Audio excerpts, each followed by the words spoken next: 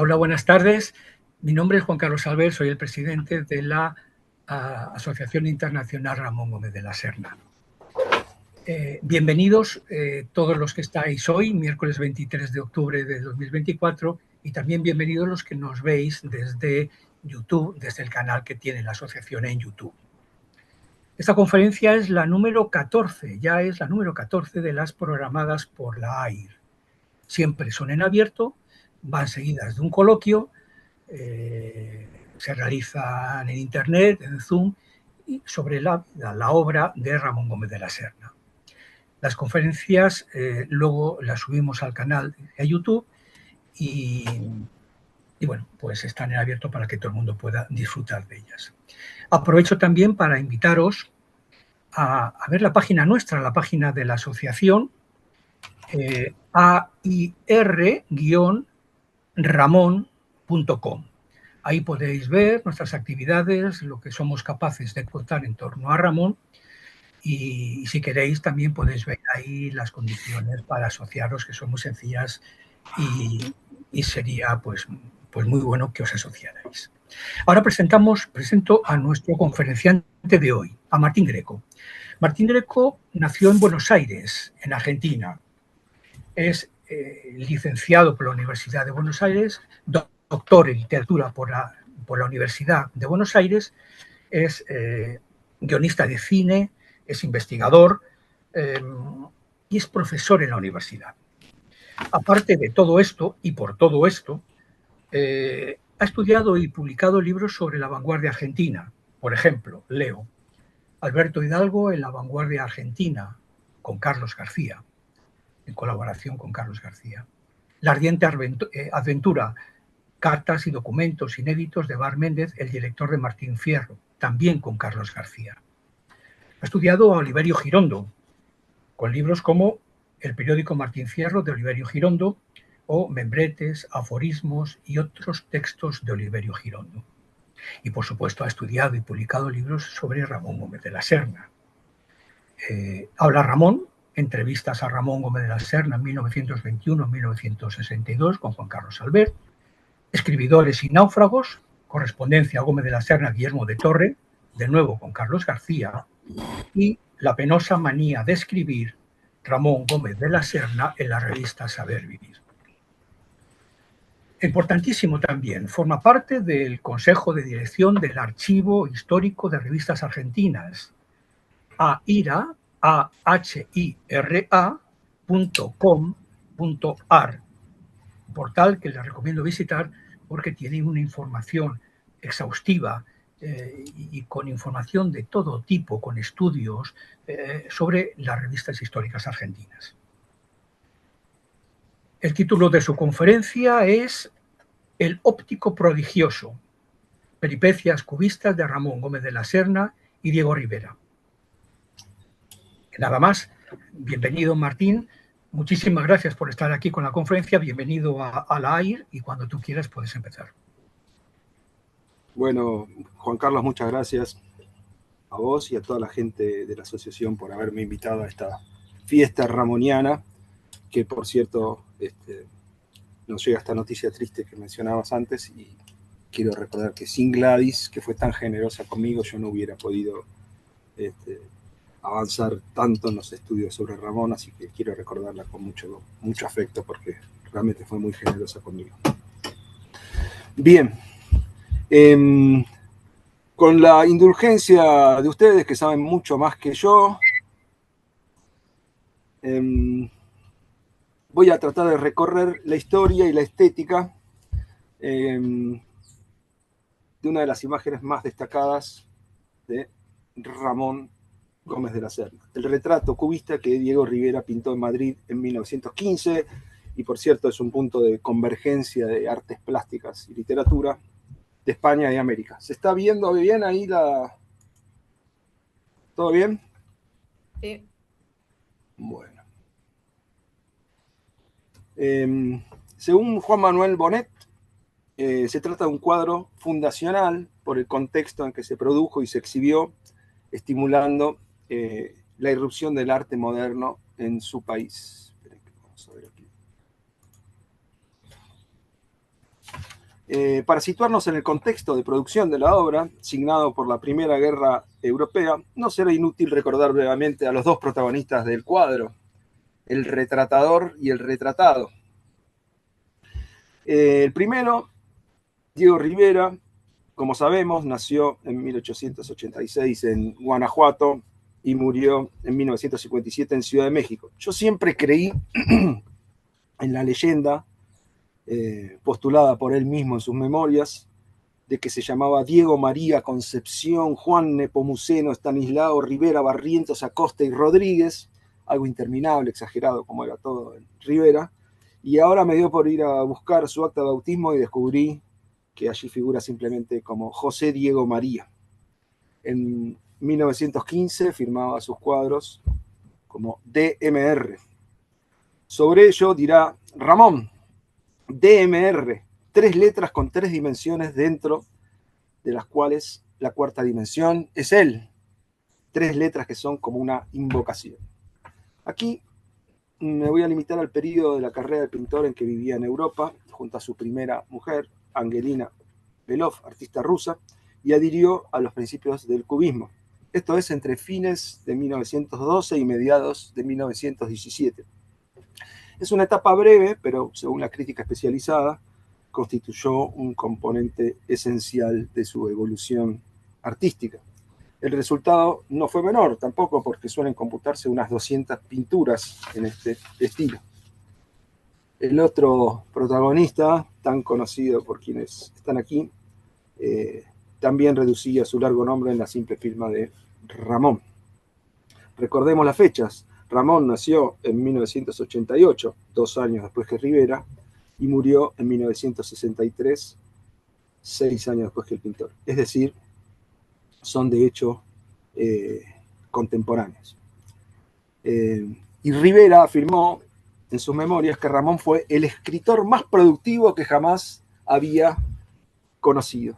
También su esposa lo recordó así: nos regalaba todos los libros que escribía, decía que nunca corregía sus escritos y escribía y editaba mucho. Así lo recuerda Angelina en sus memorias. Fue también un autor que combinó lo verbal y lo visual y sobrepasó lo que llamaba la prueba de la pintura, la prueba por 2 de la condición del artista, del escritor. Yo amo sus ilustraciones.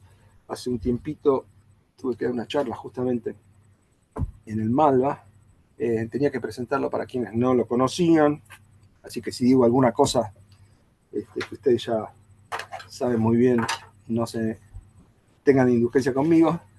Y para esa charla recopilé algunas ilustraciones de Ramón, dedicadas a sus propios textos.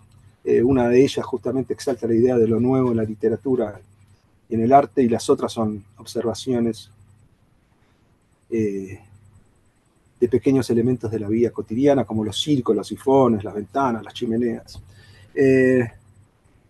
Se ve allí, como en sus greguerías y otros textos, la estética vanguardista que extrae la belleza del acto de salir a la calle y contemplar el mundo como si fuera la primera vez, con ojos nuevos. Por eso se consideraba a sí mismo un mirador que quería crear un museo tranvía que se desplazara por el mundo. Según su concepción, hasta los más nimios elementos cotidianos pueden volverse extraordinarios si se lo mira con ojos nuevos. Todo es poético si se lo mira poéticamente. Allí también mostré que el aspecto físico de Ramón, que es lo que nos convoca hoy, invitaba a que lo retrataran tanto caricaturistas como pintores, y el propio autor recogió esta multiplicidad de Ramones en su Automoribunda. Estamos entonces en 1915 y no puede olvidarse que en esos mismos días que se pintó el cuadro, Ramón fundó la Tertulia de Pombo. En la proclama inicial y en la iconografía de la tertulia se menciona al propio Diego Rivera entre los fundadores, o sea que estuvo desde los primeros momentos. Tengo entendido que el álbum de Pombo, ustedes después me dirán dónde está, pero se conserva, ¿no? En algún lado. si se puede consultar. Allí quedó el testimonio de la visita de numerosos latinoamericanos, entre otros Vicente Huidobro, Oliverio Girondo, Jorge Luis Borges, y desde luego Diego Rivera y su esposa, una de las poquísimas mujeres retratadas. En las biografías de Rivera aparece esta imagen, y suele afirmarse que estas fotos corresponden a documentos diplomáticos, por las fotos del pasaporte del que hablaba Ramón. Pero la realidad es que corresponden al periodo de Pombo, y esa que está ahí es la letra de Ramón, ¿no es cierto? ¿Cómo habían llegado a Madrid el mexicano Rivera y la rusa Belov, que vivían emigrados en París? En el verano boreal de 1914, en compañía de amigos y artistas, viajaron a Mallorca para trabajar. Pero entonces estalló la guerra, e impedidos de regresar a Francia, se refugiaron en Madrid, donde pasaron varios meses. Allí Rivera se reencontró con Ramón, a quien al parecer ya conocía de antes, en ocasión de su primer viaje a Europa, cuando habían entablado una amistad. En Pombo, el escritor definió al pintor como un hombre monumental, ciclópeo, colosal. Se sentaba como sobre un pedestal ancho y fuerte y emergía como la figura de un Buda, siempre con un bastón grande como un árbol. Diego se apoyaba de vez en cuando en él, como un hombre que ve el espectáculo como con algo con que protestar ruidosamente. Entonces, a principios de 1915, Rivera y Ramón, junto con María Blanchard, decidieron realizar una exposición de arte moderno en Madrid. Tengo entendido que no era la primera muestra colectiva en España de este tipo, pero las otras no tuvieron la repercusión que tuvo esta en la prensa masiva, porque los tiempos aún no estaban maduros para el escándalo. Ahora sí, en esta exposición de 1915 se suscitó el escándalo, y Ramón escribió el prólogo del catálogo, en el cual decidió evitar las fórmulas cubismo, futurismo, y prefirió llamar la muestra como los pintores íntegros. Afirma en su texto de presentación que la muchedumbre los llamará cubistas, queriéndoles esclavizar, por lo menos en esa fórmula por la pero que ya había evolucionado en ellos. Y pronosticó que en el futuro el arte moderno acabaría desplazando al arte academicista de entonces, que según él solo provocaba jaqueca. Además de las de Rivera y Blanchard, que aún firmaba con el apellido Gutiérrez o Gutiérrez Cueto, se incluyeron obras que no encuadraban en rigor en los preceptos de la vanguardia, caricaturas de Luis Bagaría y esculturas de Agustín El Choco. Rivera fue quien más piezas aportó, 13 en total. Así llegaron por primera vez a Madrid los escándalos del arte nuevo. El 5 de marzo de 1915 se abrió la exposición en el Salón Arte Moderno cercano a la Puerta del Sol. Ramón fue el presentador. Previendo reacciones adversas del público, decidió que las obras fueran ocultadas durante su discurso. Quería obtener un golpe teatral al final, y así refiere el suceso en su autobiografía. En un salón de arte de la calle del Carmen se montan los cuadros y las esculturas. Me exigen que yo hable el día de la inauguración, pero yo exijo por mi parte que para que el público no discuta mis palabras contrastándolas con el potente misterio de los cuadros, estén cubiertos durante la conferencia.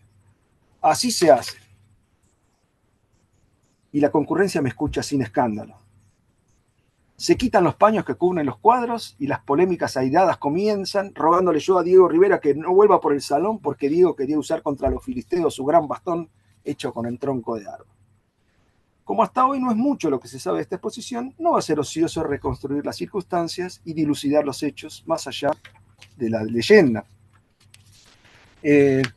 Digamos, como principio metodológico o incluso teórico, que para comprender el carácter innovador de una obra, tanto plástica como literaria, y su capacidad de conmover los horizontes de expectativa del momento en que irrumpe, es revelador analizar los modos en que fue evaluada por sus contemporáneos, la llamada recepción.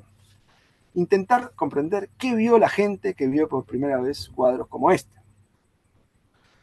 Porque aquellas experiencias que la sociología del arte llama revoluciones simbólicas, con frecuencia se perciben mejor por los escándalos suscitados y por las reseñas críticas negativas de la época. Para este trabajo pude consultar unas 20 publicaciones periódicas de distintas regiones de España que se ocuparon del evento. Es de suponer que hubo más. Y el número y la amplitud geográfica dan cuenta de la magnitud del revuelo provocado. Solo una crónica fue más o menos indulgente, la de Manuel Abril, el amigo de Ramón y también fundador de Pombo, uno de los que aparece, como sabemos, en el cuadro de la tertulia de Solana. Pero la mayoría de las reseñas fueron demoledoras, y por eso ahora son muy divertidas. De ellas elijo unos pocos términos para citar textualmente a modo de resumen.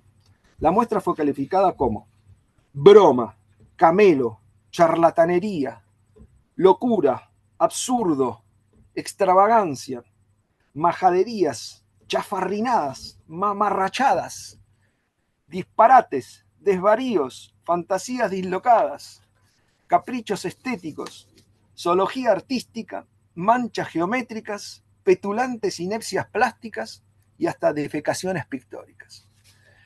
Ahora, releyendo esta lista, es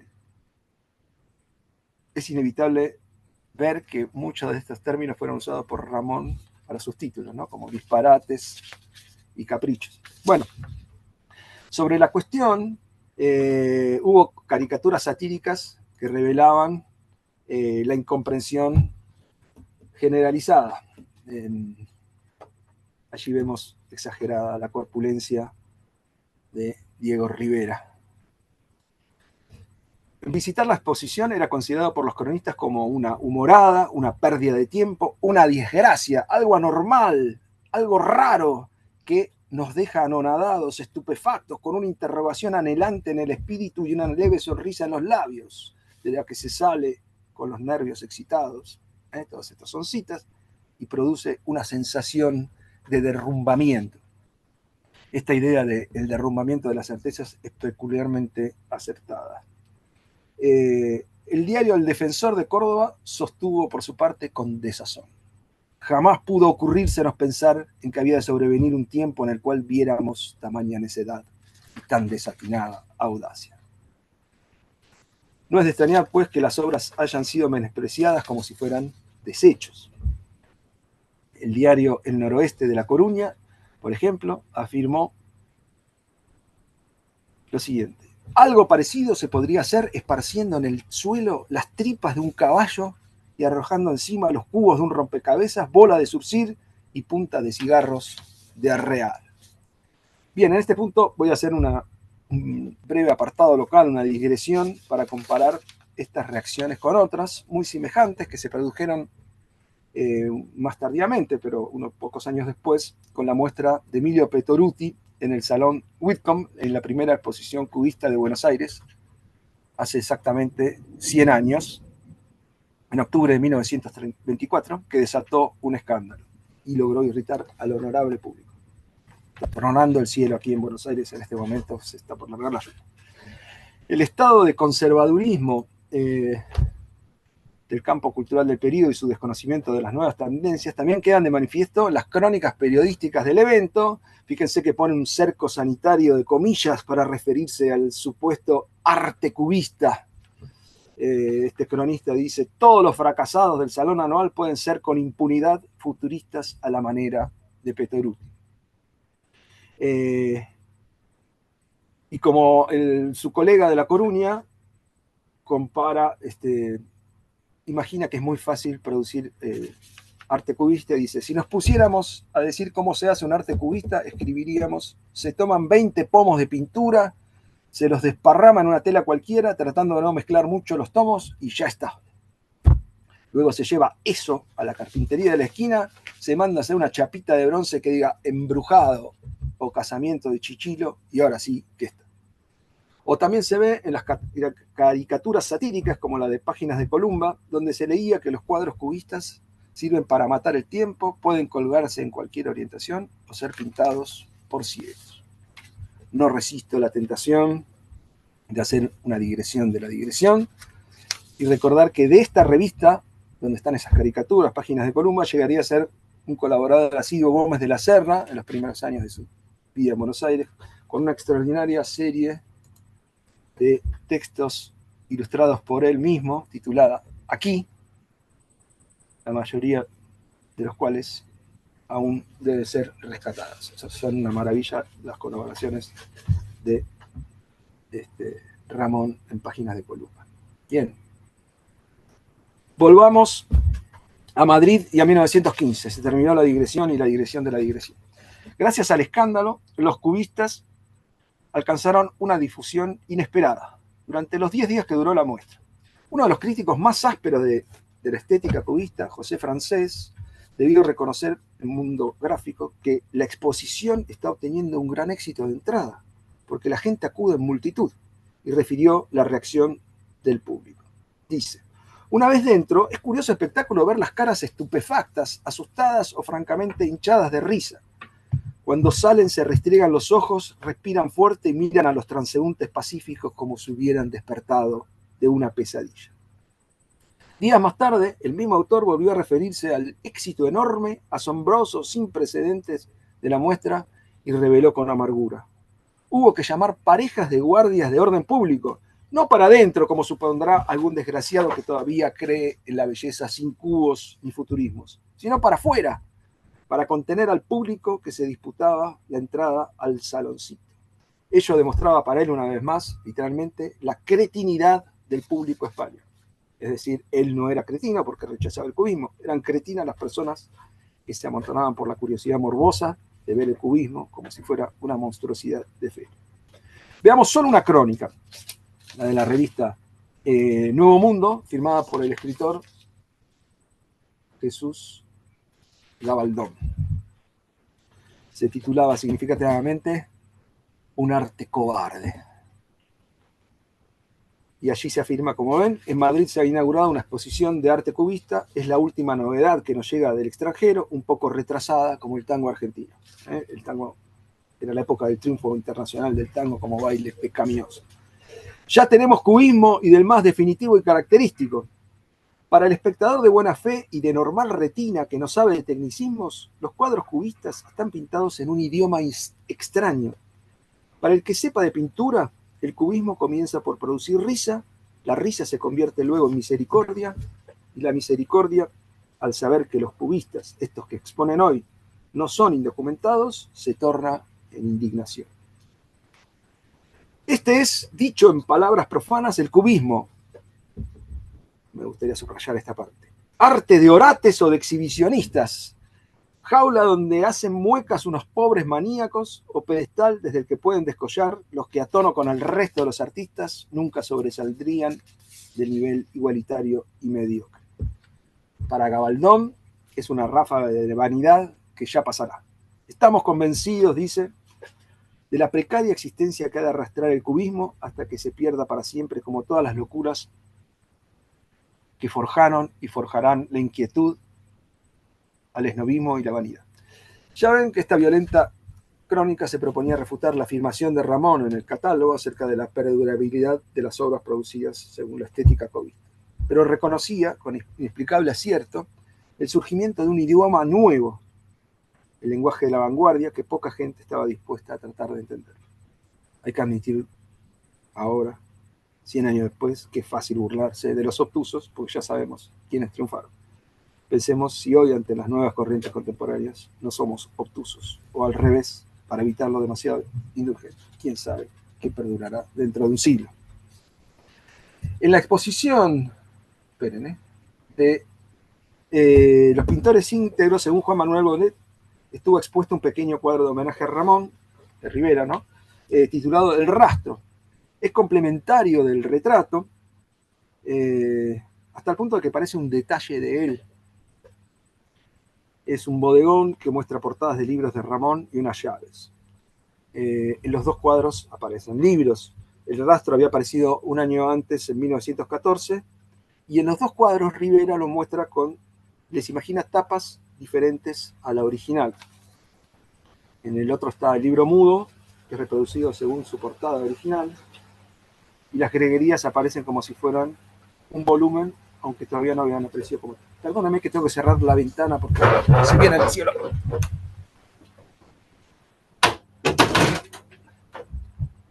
Listo. Se largó a llover. Muy fuerte. Bien. Como sostiene la historiadora del arte María Isabel Baldassarre en su descripción de la obra de Rivera, una característica del periodo cubista del pintor mexicano que puede advertirse también en esta pequeña obra, es el uso del esgrafiado y la arena para ganar rugosidad en una pintura en la que priman los planos texturados de carga matérica. La carga matérica es como una gran cantidad de pintura en el cuadro, ¿verdad?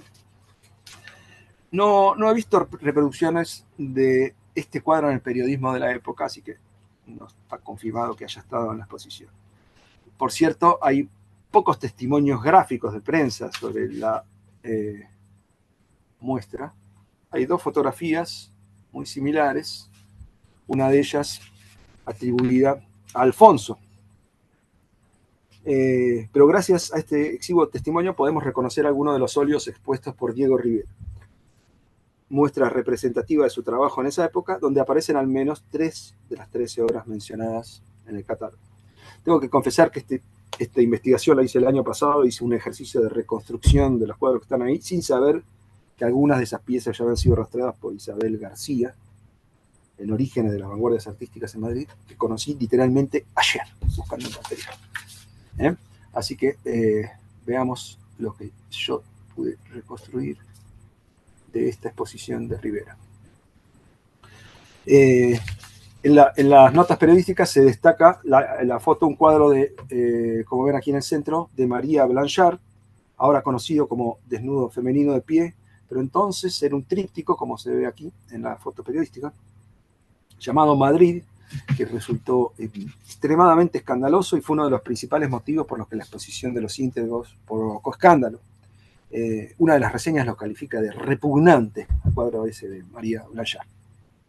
Bien, por las notas, no está en la foto de la sala, pero sí en otras fotos, en otras notas de la exposición, tenemos, sabemos que Rivera presentó la obra Dos Mujeres, de diciembre de 1913, que ya había provocado un escándalo en el Salón de Independientes de París del año anterior, porque cierto resquemor en sus camaradas pintores, porque conservaba un rasgo de un cubismo más temprano. Pero se advierte la evolución en otras piezas expuestas que se dejan entrever en las fotos. El primero es el paisaje de Mallorca de 1914. Hay además 2 pinturas de 1915. Una hermosa naturaleza muerta, conocida como Española número 9, y El arquitecto, retrato de Jesús Acevedo, con la misma estética que el retrato de Ramón. Tiempo atrás se debatía acerca de cuál había sido pintado primero, pero esta foto probaría que el arquitecto es anterior. Y podemos inferir sin duda que el retrato que figura como tal en el catálogo de la exposición recién exhibido es el retrato de Acevedo y no el de Ramón. Rivera recordaría en sus memorias: en Mallorca había continuado mis experimentos cubistas, había tratado de conseguir nuevas texturas y efectos táctiles mezclando sustancias como arena y acerrín en los aceites. Empleando los resultados, había hecho varios retratos interesantes. Y en este punto valoró especialmente los retratos de Gómez de la Serna y de Acevedo. En su opinión, esas pinturas contenían innovaciones que después emplearon los surrealistas. El artículo de Manuel Abril que mencioné antes exhibe otras obras de Rivera, de las que no nos ocuparemos aquí. No todas eran cubistas como esa que vemos así, que se titula Los Viejos. Y sabemos entonces, por estos testimonios y por los testimonios posteriores de Rivera y Ramón, que el cuadro no formó parte de la muestra desde el comienzo, sino que fue concluido durante los días de la exposición de los pintores íntegros. Hay un hecho que lo vuelve excepcional a este cuadro. No son muchas las obras de las que se conozca tanto el proceso de composición, como de esta, porque tanto el pintor como su modelo escribieron en varias ocasiones sobre ello, y de manera independiente en evocaciones muy valiosas. Fue una obra en colaboración. Ramón dijo: al mismo tiempo que me retrataba, se retrataba a él.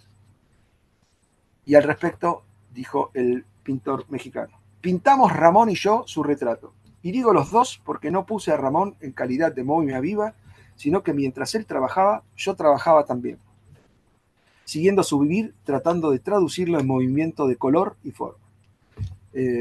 podemos destacar esta noción de traducción. Se busca traducir la realidad aparente a la nueva lengua del arte moderno.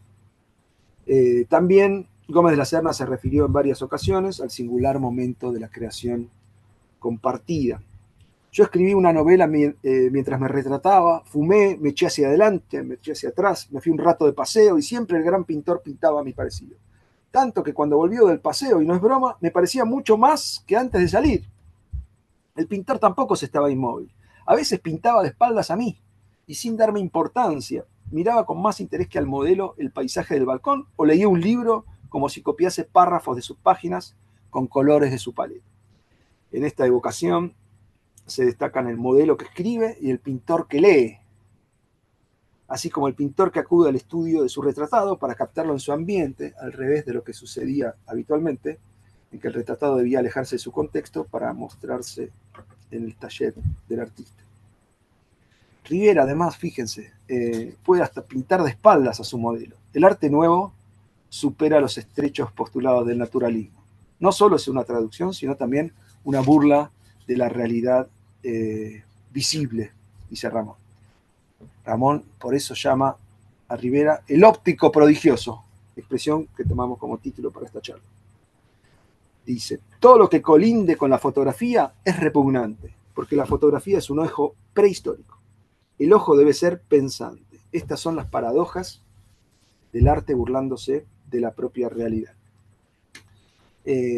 Para Gómez de la Serna, este retrato significaba el correlato objetivo de su propia búsqueda literaria. En ese momento de renovación estética, las artes están evolucionando antes que la literatura. Mi retrato cubista, dice Ramón, me daba ánimo, me confortaba en las polémicas, me enseñaba a desanear, lindo neologismo, el porvenir. Se podía escribir de otra manera, puesto que estaba bien claro que se podía pintar de otra manera. En Sabuca convertiría a Ramón en el maestro declarado de los movimientos de vanguardia de ambos lados del Atlántico. Bien, ¿estamos bien de tiempo? ¿Sí? El cuadro pone en escena el momento de la creación literaria. En rigor, es un motivo sencillo en sí mismo, ya desarrollado en el pasado, y eso es justamente lo que nos permite advertir las rupturas a las convenciones precedentes que entabla este nuevo modo de representación. Pero les propongo un ejercicio. Comparemos el retrato de Rivera con otro anterior que exhibe el mismo motivo para entender qué estaba acostumbrado a ver el público de la época. Podemos elegir muchos ejemplos. Elijamos este, realizado en 1892, es decir, unos 20 años antes, por Leonid Pasternak, un pintor postimpresionista, padre del poeta Boris. No sé por qué tuvo mucha difusión durante la pandemia, tal vez por la imagen de padecimiento, de encierro, de estatismo, a diferencia del retrato de Ramón, donde el acto de la creación aparece con un goce luminoso. Y ahora que lo vemos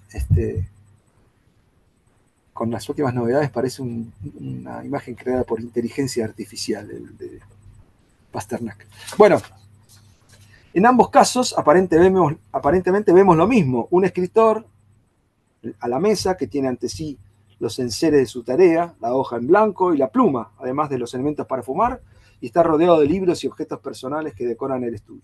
Pero no vemos lo mismo. La comparación permite reconocer algunos de los procedimientos empleados en el cuadro de Rivera: la desintegración de la figura humana, la supresión de detalles, la anulación de la perspectiva, el empleo de formas geométricas, la fragmentación de superficies y líneas, los puntos de vista múltiples y la representación simultánea de sucesivas posiciones de un cuerpo en movimiento. Observemos rápidamente estos rasgos en el cuadro. La figura de Ramón parece carecer de toda unidad en su desintegración. Su boca, su nariz y su oreja izquierda quedan reducidas a simples trazos gráficos, incluso meras cruces. Los elementos de la composición se amontonan sin respetar las convenciones de la perspectiva en general, y aún en elementos continuos como en las pilas de libros o los dos tinteros triangulares representados de manera divergente, como si quisiera mostrar dos posibilidades contrapuestas de representar el mismo objeto. La superficie, aquí, ¿no? Y las líneas de las hojas de papel y de la mesa se fragmentan y descomponen en formas geométricas superpuestas y abiertas en abanico. El rostro de Ramón aparece desde distintos puntos de vista según el ideario del cubismo. Cada vez que los miro a mí me parecen más, no sé a ustedes. Antes veía 4 o 5 caras y ahora veo 6 o 7. 3 superiores, 2 centrales, 2 laterales. Cada uno de ellos con una textura y color diferente, como el pelo superior central que intensifica uno de los rasgos más caricaturizados de Ramón, como vimos, el flequillo. El mechón, hay un micrófono abierto, me parece. No sé si me están haciendo una pregunta. Bien, sigo. El flequillo, el mechón que caía sobre su frente, como lo ven allí. Ramón escribió que su retrato tiene la condición de que es de perfil y de frente al mismo tiempo. A la vez, las manos aparecen en distintas posiciones, aplicando un recurso dinámico más propio del futurismo que del cubismo, es decir, esto que mencionábamos recién, del intento de capturar el movimiento mediante la representación simultánea de las sucesivas modificaciones de un mismo cuerpo en el espacio en distintos momentos, también conocido como dinamismo o simultaneísmo. Así se perciben las manos del modelo y, según explica el propio Ramón, en la posición de la mano que tiene la pipa al fumar en sus 3 momentos. Primero, el de llevarse la pipa a la boca. Segundo, el de tenerla en la boca.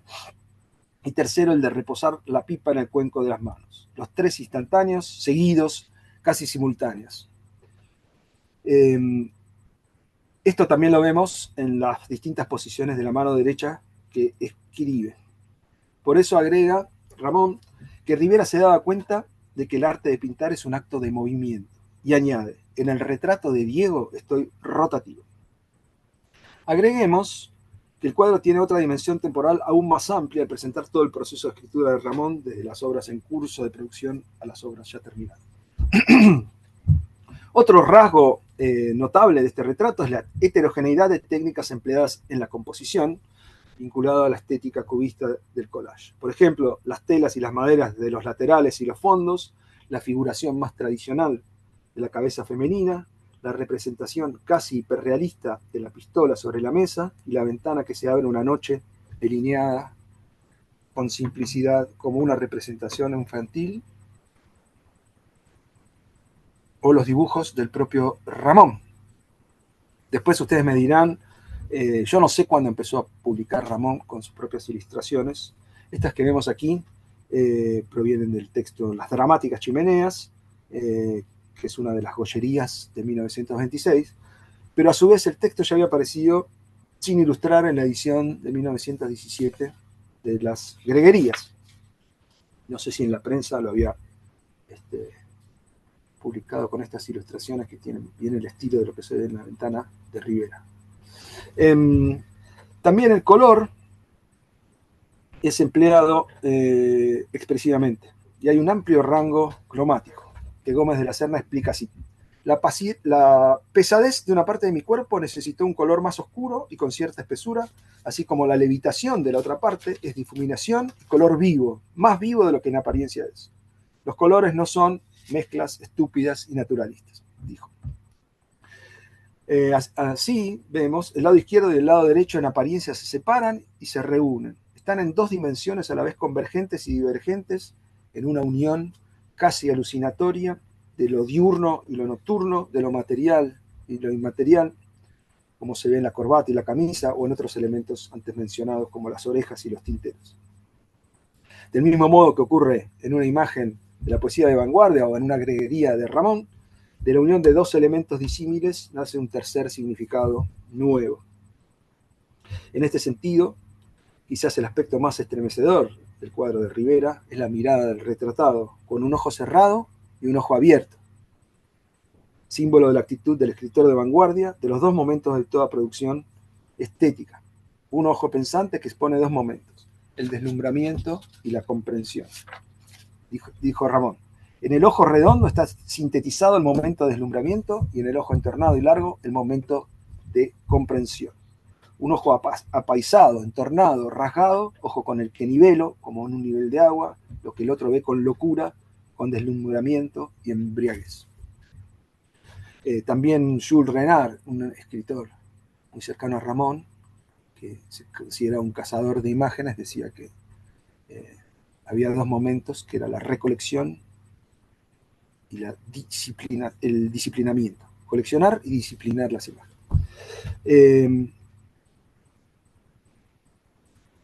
Ya considerado el modelo del retrato, para completar el análisis de la puesta en escena, no podemos dejar de mencionar el decorado y la utilería, el atrezzo, estrechamente relacionados con la poética de Ramón.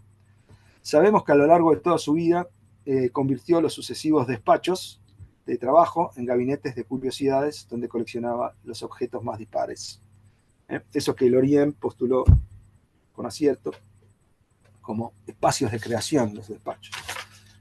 Y también por otra persona que está aquí, que es Juan Carlos Albert, sabemos que hizo un catálogo de los despachos de Ramón. Sabemos que en la época que fue pintado el retrato, el escritor tenía su despacho en la calle de Puebla 11, en Madrid, ¿verdad, Juan Carlos?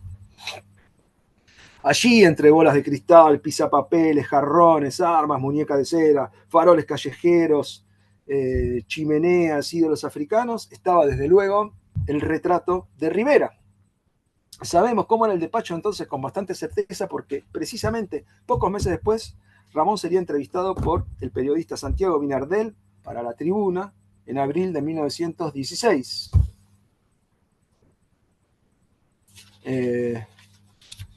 Vinardel describe el espacio. El estudio de Gómez de la Serna es un templo o capilla que él se ha levantado a sí mismo. El pequeño museo no es, como alguien podría suponer, un capricho de coleccionista.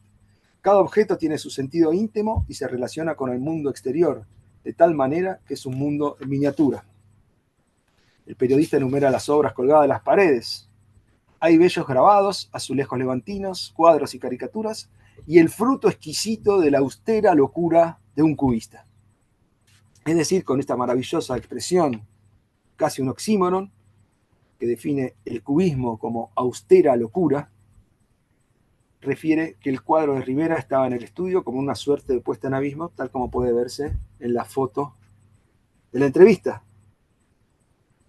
Gracias a estas descripciones y a otras fotos del estudio, entendemos el origen de la extraña utilería que habita el retrato de Rivera. La pistola Browning funcionaba sencillamente como pisapapeles. Hay otros dos elementos que siguen intrigando a quienes contemplan el cuadro: la cabeza de mujer y la espada con melena. Esta última había sido hallada en el rastro y el propio Ramón la describió en su libro de 1914. Era una espada grande, ancha en la punta como un hacha, y en cuyo ancho puño un espeso mechón de crin la daba como una macabra cabeza, una delirante y bárbara cabeza con una melena viva y selvática. Muy poco después de la exposición, en junio de 1915, escribiría sobre ella el texto titulado La espada viva, poco conocido, aparecido en Gil Blas, cuyo rescate debemos agradecer desde luego a Ricardo Fernández Romero. Allí el narrador imagina que la espada proviene de la India, la llama la espada india, tiene una melena de pelo crespo, moreno, un pelo recio, áspero, desigual, enérgico, un pelo guerrero, secado, atrabiliar, y refiere que mientras pasea por el estudio y piensa, maneja, manipula esta espada, hasta que un día sucede un hecho fantástico, y es que la descolgué y distinguí atónito que había crecido su pelo. Le empieza a crecer el pelo a la espada melenuda, a la espada india, y después de superar el pavor, el narrador se acostumbra a la situación y le recorta el pelo cuando le crece con la tijera, manteniendo la proporción que tenía antes, hasta que al fin nota que el pelo está empezando a encanecer. Entonces se da cuenta que está envejeciendo hasta que finalmente muere la espada. Bien. En cuanto a la cabeza, se trata de un elemento entonces frecuente, las cabezas de cartón de peinadoras. También sobre ellas escribió Ramón en el rastro, en el apartado titulado Esculturas Dramáticas. Y para indagar en la complementación visual y verbal de Rivera y Ramón, Es un interesante ejercicio mirar la imagen del retrato mientras leemos el texto del escritor. Tal vez podemos conjeturar que ese libro que leía Rivera mientras pintaba a Ramón era El rastro, y se inspiró en ese texto para esa representación. Fíjense que dice: son esas cabezas de mujer en un eje de palo de las que se sirven las peinadoras para anunciarse. Oh, esas cabezas estupefactivas, animadas y llenas de un atroz anhelo terrenal. Su cartón nos encubre. Su color es un falso rosa de polvos rosa dados con mano de gato. Sus ojos son triangulares, serenos, reflexivos, profundos, con una mirada a la vez despavorida, desolada, de cejas altas y pensativas, de pestañas miniadas y largas. Su nariz es una nariz cualquiera, sin esa perfección de las narices del arte, por eso vibrátil y pronunciada. La boca no es la boca de imitación consabida de cuidada finura. Esas cabezas de peinadoras son como la reducción de la mujer y sus liviandades a un signo vulgar y recachitrante. Abundan mucho en el rastro, parecen ser el monumento debido a las muertas.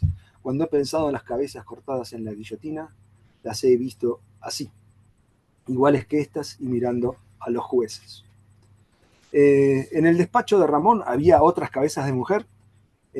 La cabeza de peinadora del rastro era la misma a la que alude Vinardel o era otra, porque el periodista se refiere a una cabeza de una muñeca de cera que se había roto, la primera que tuvo Ramón, que fue una verdadera tragedia cuando se perdió. Bueno, voy a saltear esta parte.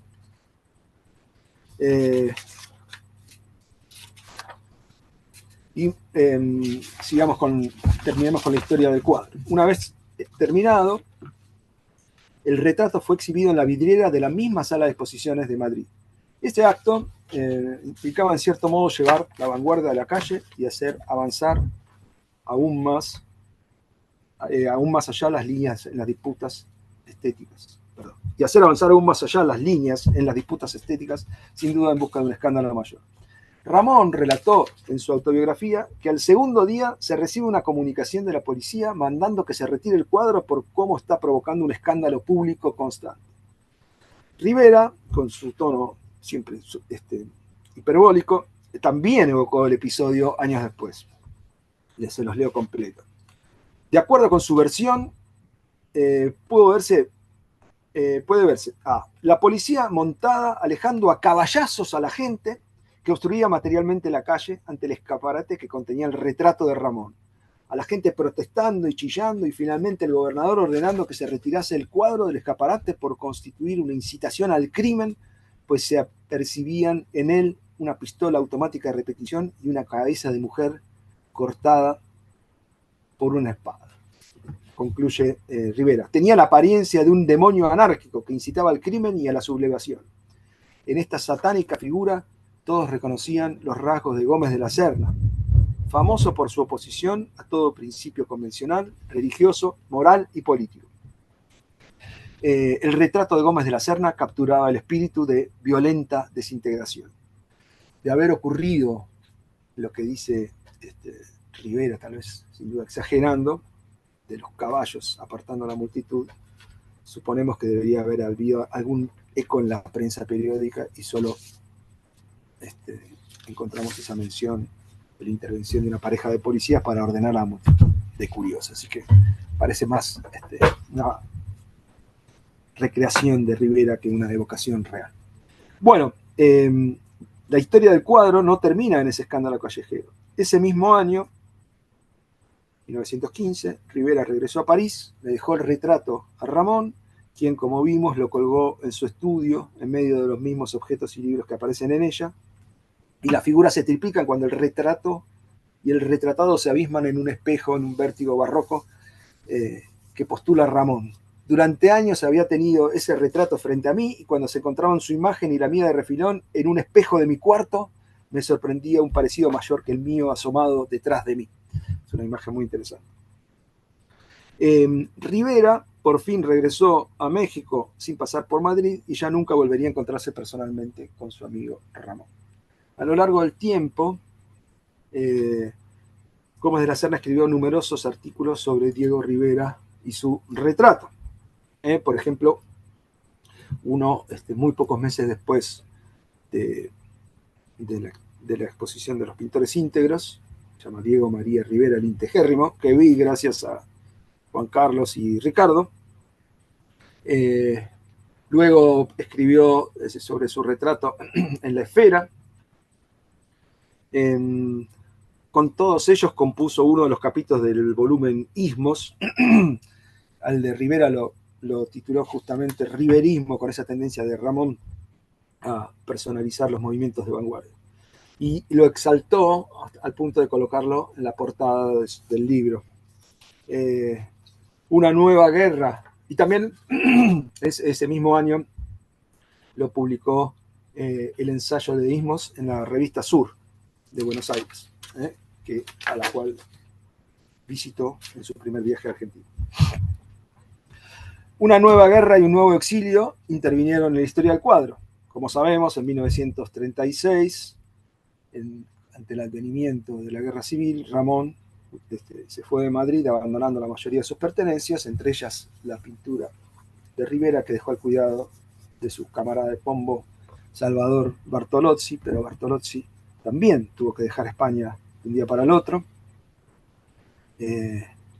Pasó por Francia, Marruecos, hasta que llegó a México y no tuvo tiempo de ocuparse del cuadro.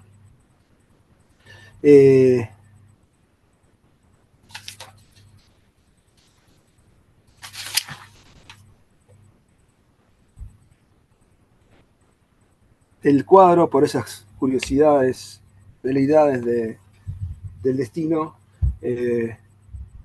sí vino a Buenos Aires, y ahora está en la colección del Museo de Arte Latinoamericano, el Malva.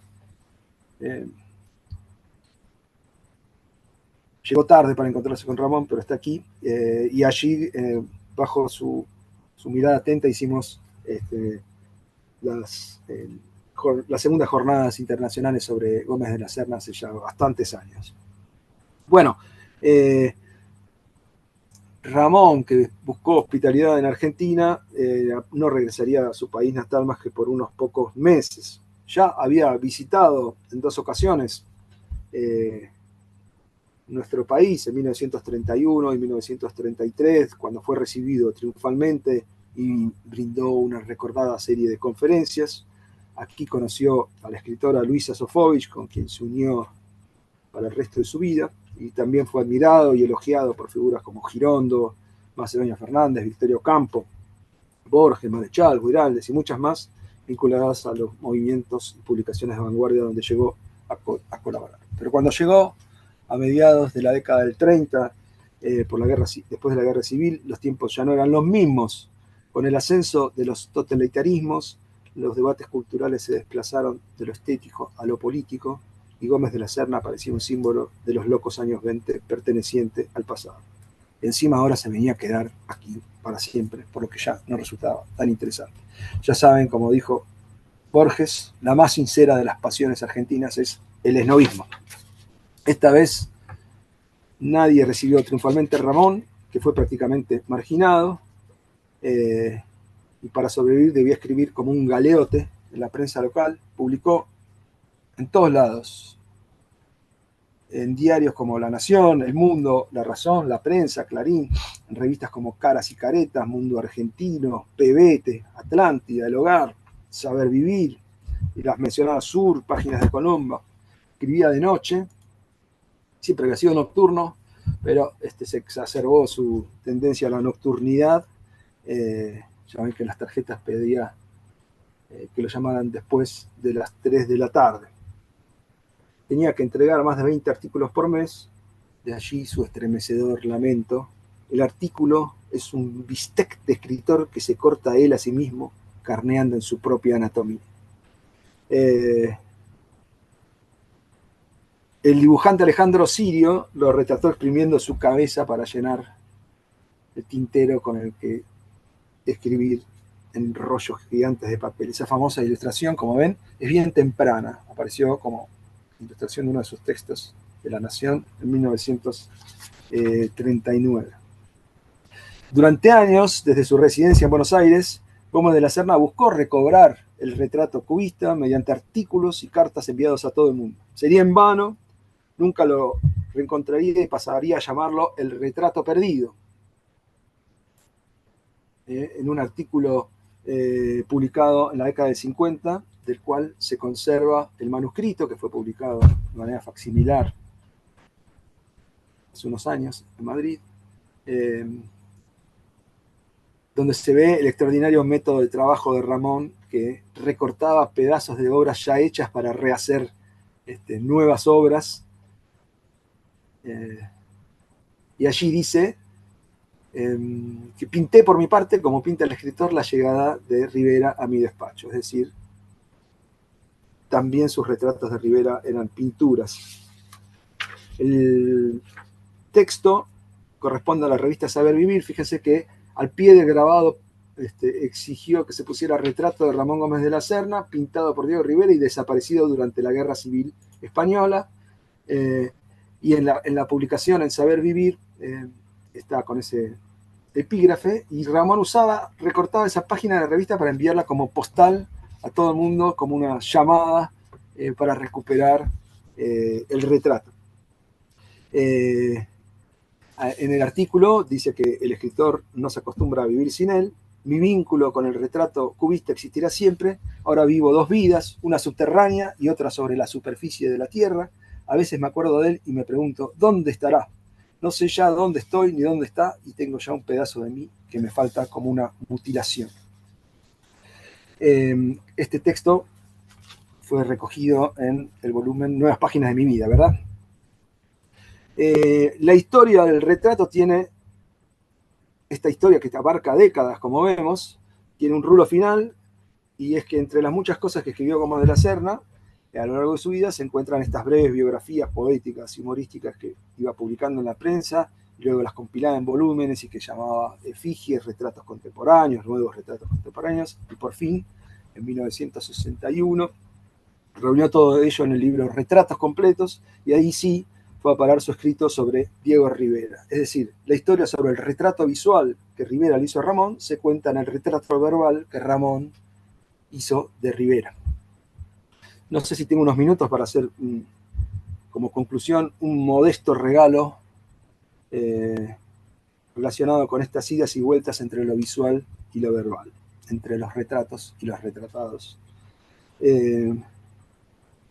Que hasta donde sé, nadie señaló hasta ahora, así que es una de esas satisfacciones que tenemos quienes nos dedicamos a la investigación, y ahora comparto con ustedes. Como saben, dediqué mucho tiempo de estudio al poeta Oliverio Girondo, gran amigo de Ramón, que era de una familia adinerada y era un caso poco frecuente de millonario generoso, que ayudó económicamente a Ramón, en especial en los primeros años del exilio en Argentina, muy duros, y también ayudó a otros emigrados como María Teresa León y Rafael Alberti.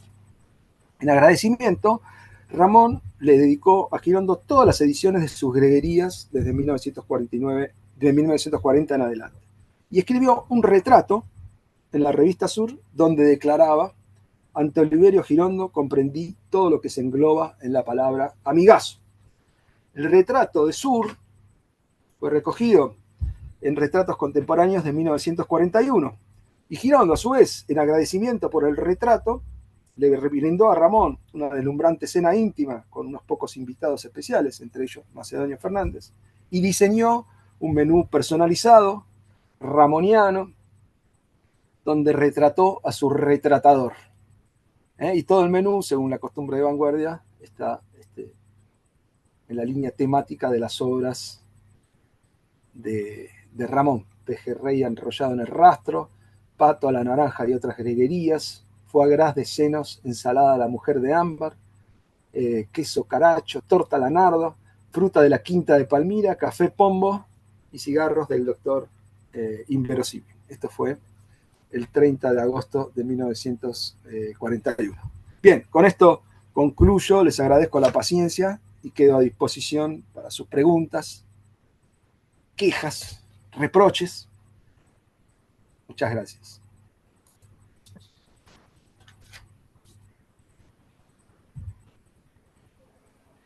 Bueno, muchísimas gracias, Martín.